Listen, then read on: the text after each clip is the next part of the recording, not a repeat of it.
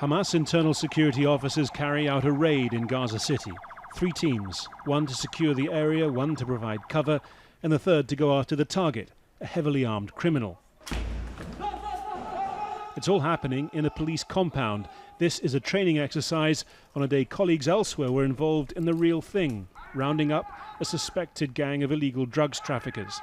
But Hamas forces are facing criticism for going after other targets, accused merely of disagreeing with the government. AMIN is a member of FATAH, Hamas's rival political faction. He says during days of questioning he was forced to stand in stress positions, all because of Facebook posts. They asked me who gave me the order to write those comments. Was it an Israeli officer or a Palestinian officer from Ramallah? They made me stand for 3 hours under the sun in a miserable, hard situation, and they carried on for a month. Such accounts tally with a new report by Human Rights Watch, based on a 2-year investigation of security force practices in Gaza and the occupied West Bank. In its report, Human Rights Watch points out that Israel routinely violates Palestinians' most basic rights, but it argues that's no reason to ignore what it calls systematic repression carried out by 2 parallel police states.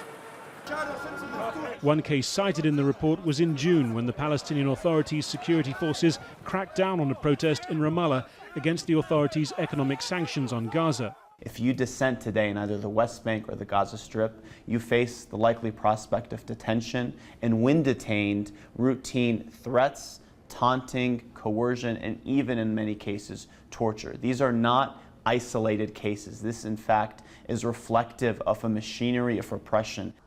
Tarek Abu Zaid says he was caught up in that machinery. As a reporter in the West Bank for Hamas-linked Al-Aqsa television, he's been detained 4 times.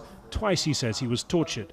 I have a strong feeling that I can be detained any time without any need to press charges. They can open my Facebook and consider any post a charge, because the cybercrime law is very vague. The PA's Interior Ministry didn't make anyone available for interview. In its response to Human Rights Watch, it denied any arbitrary arrests over political speech, adding anyone with an allegation of mistreatment could lodge a complaint.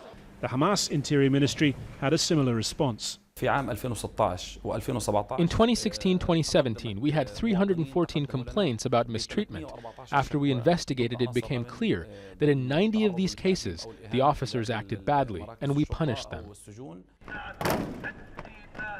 Human Rights Watch says its report shows that such cases aren't aberrations, but part of a system which defines insulting higher authorities or causing sectarian strife as punishable crimes. Harry Fawcett, Al Jazeera, Gaza.